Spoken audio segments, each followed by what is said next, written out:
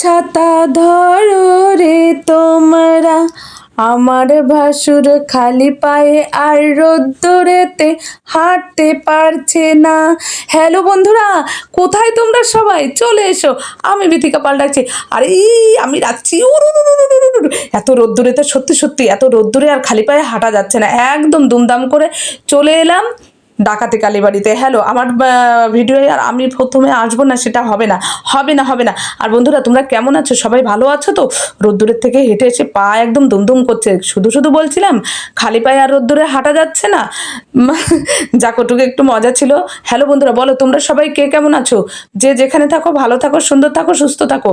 রোদ্দুর প্রচণ্ড পড়েছে আর গরমও পড়েছে। এই দেখো, চুপি চুপি একটু ভিডিও করে নিয়েছি আমার ভাসুরের। কেমন দেখেছো তো তোমরা? আর এটা কোন জায়গায় দেখেছো সেটা কেউ বুঝতে পেরেছো? অনেকেই চেনো, অনেকে আবার চেনো না। যারা চেনো না তাদের জন্য বলে রাখে, এটা হচ্ছে ডাকাতি কালীবাড়ি। ডাকাতি কালীবাড়ি এটা হচ্ছে, আমরা খালি পায়ে আর যতই রোদ্দুর বৃষ্টি যাই হোক না কেন একদম বেরিয়ে পড়ি বাবা তারকনাথের উদ্দেশ্যে। আর এটা ডাকাতি কালীবাড়ি কেন হয়েছে? এই দেখো, এখন তো অনেক বিল্ডিং দেখতে পাবে। এই দেখো কত দোকানপাট হয়েছে, কত বিল্ডিং হয়েছে, লোকে এসে সুন্দর করে যাতে বসতে পারে সে জায়গা করে দিয়েছে, মানে সব কিছু উন্নত হচ্ছে। তাহলে এ জায়গাও কি আর থাকে? আর ডাকাতি কালীবাড়ি কেন নাম হয়েছিল? চুপি চুপি চুপি চুপি চলে এসো, চলে এসো, দেখে যাও। এই দেখো পিছনে কত বন জঙ্গল বাগান দেখেছো? ডাকাতরা একদম ডাকাতি টাকাতি করে নিয়ে এসে এখানে বসতো।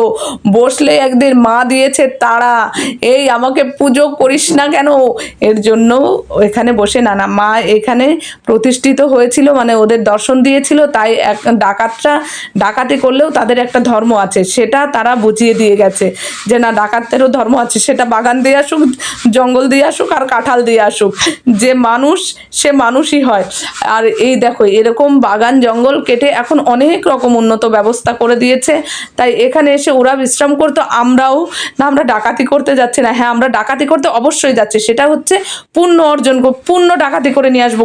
মানে এই রোদ্দুরে খালি পায়ে একদম হেঁটে চলে যাব। কিন্তু এখন ম্যাক্সিমাম লোকই খালি পায়ে হেঁটে যায় না, তাই ম্যাক্সিমাম থেকে আমি তো আর আলাদা না, তাই আমিও কিন্তু খালি পায়ে হেঁটে যাচ্ছি। কিন্তু হেঁটে যাচ্ছি না, খালি পায়ে যাচ্ছি, গাড়িতে বসে যাচ্ছি। আর দেখো, যতটা পারলাম একদম ঘুরিয়ে ঘাড়িয়ে দেখালাম। এখান থেকে বেরোতে হবে, কোথার থেকে ঢুকতে হবে, বাকিটা আরও দেখাবো। আর এলাম, এই দেখো বাবা ভোলানাথকে জল ঢালতে যাব। আর মায়ের এখানে মার কাছ থেকে পারমিশন নেব না, সেটা হবে না। মাকে পুজো দিয়ে সন্তুষ্ট করে মার কাছ থেকে পারমিশন নিয়ে তবে চলে যেতে হবে তারকেশ্বরে জল ঢালতে। হ্যাঁ, চৈত্র মাসে আমি প্রতি বছরই যাই, গেছিলাম আর ভিডিওটা করে এনেছি। মায়ের মুখ দর্শন করাবো না, হবে না। সবাই বলো জয় মা, জয় মা। আর এখানে অনেকক্ষণ কেটে গেছে, এখন তো যে বিথিকা পাল শুনলে তোমরা, দেখো জিজ্ঞেস করলে তো বলতেই হবে। আর হ্যালো বন্ধুরা, এতক্ষণ আমাকে ওয়াচিংয়ে রাখার জন্য, দেখার জন্য অসংখ্য ধন্যবাদ। আবার এরকম কোনো ভিডিও নিয়ে চলে আসবো তোমাদের সামনে। আজকে